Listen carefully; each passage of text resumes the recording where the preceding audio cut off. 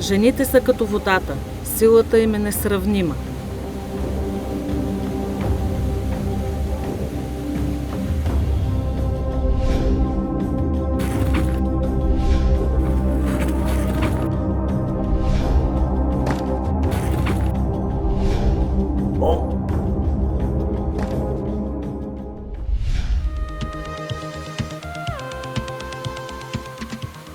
Обикновено нападенията се извършват от към лицето или от към гърба.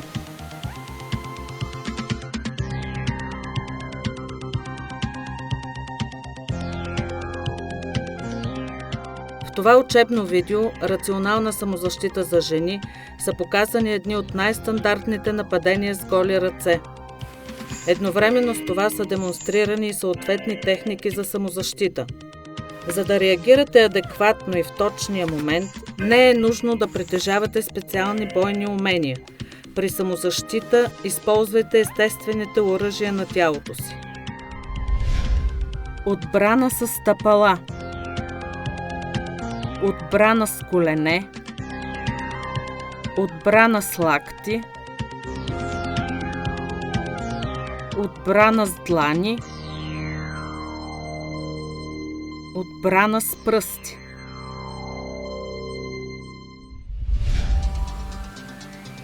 В живота има ситуации, в които трябва да проявяваме воля и чест, особено в случаи, когато са застрашени както здравето, така и животът ни.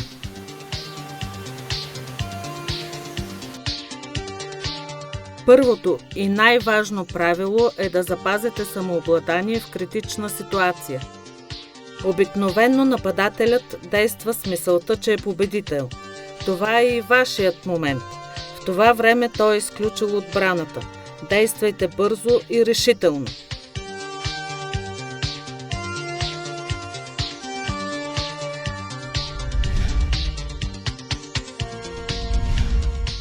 Ако нападателят ви нападне с дясна ръка към лицето, направете с левия крак малка крачка напред, стопирайте с лявата си ръка противниковата дясна. След това с дясната си ръка захванете противника в областта на шията. Промушете десния си крак зад противниковия десен. Накрая с дясната си ръка избутайте напред, а с десния си крак назад, така че да се получи лост.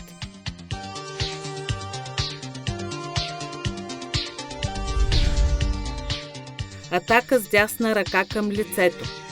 Стопирайте с лявата ръка и ударете с пръстите на дясната в очите на нападателя. Ако ви хванат отпред за китките, пренесете бързо тежестта на тялото на левия крак и с свободния десен крак нанесете силен мушкащ удар с стъпалото в слабините на нападателя. Ако ви хванат за двете китки отпред, пренесете тежестта на тялото на левия крак и с дясното коляно нанесете мощен удар в слабините или коремната област.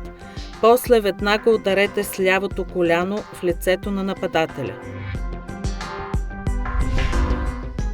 Ако нападателят ви души отпред с две ръце, нанесете мощен удар с дясното коляно в слабините или коремната област.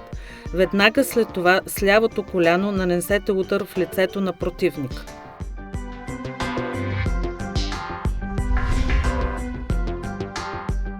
Ако ви душат отпред, промушете дясната си ръка между ръцете на противника и атакувайте с пръсти в очите.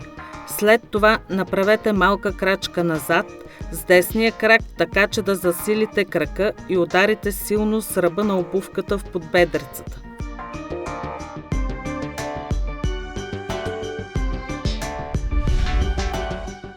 Ако нападателят ви души с две ръце отпред, нанесете бърз удар с дясната длан в слабините.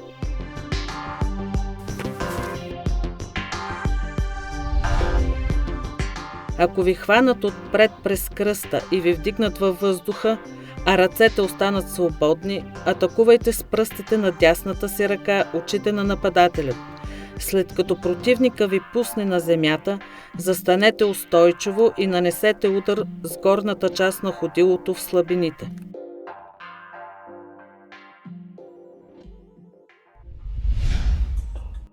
Ако нападателя ви хване отпред през кръста и ви вдигне във въздуха, съберете пръстите и дланите в едно и едновременно ударете силно с пляскане в ушите. Това ще разконцентрира противника и ще даде добра възможност за контратака. След като нападателя ви пусне на земята, запазете устойчивост и нанесете силен удар с горната част на стъпалото в слабините. Ако някой тръгне към коремната ви област с дясна ръка, отбийте с лявата си ръка в областта на лакътя. След това препредайте дясната ръка на нападателя на вашата дясна и с лявата си ръка нанесете силен удар с страничната част на юмрука в челюстта.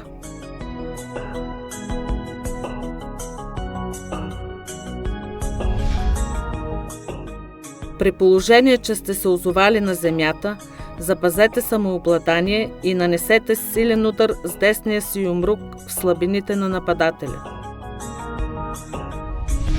Ако нападателя ви хване отзад за шията, направете с левия крак малка крачка наляво, така че с лекота да ударите с десния си юмрук противника в слабините.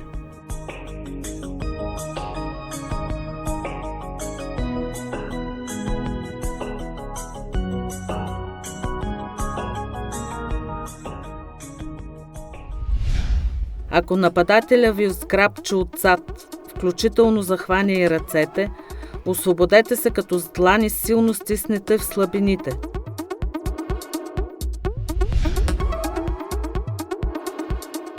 Ако ви хванат отзад през кръста и ви вдигнат във въздуха, а ръцете останат свободни, рязко и бързо се завъртете наляво и ударете нападателя с левия лакът в областта на челюстта.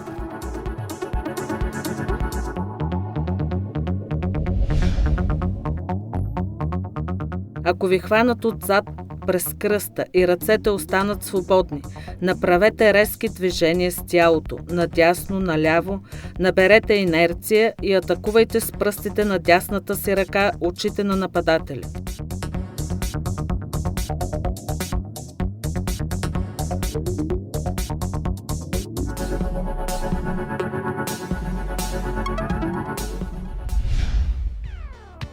Ако хванат дясната ви ръка отзад и я извиват, тръгнете по посока на извиването. Погледнете къде се намира лицето на нападателя и със свободната лява ръка нанесете силен удар с завъртане в челюстта на нападателя. При удара се използва долната част на юмрука.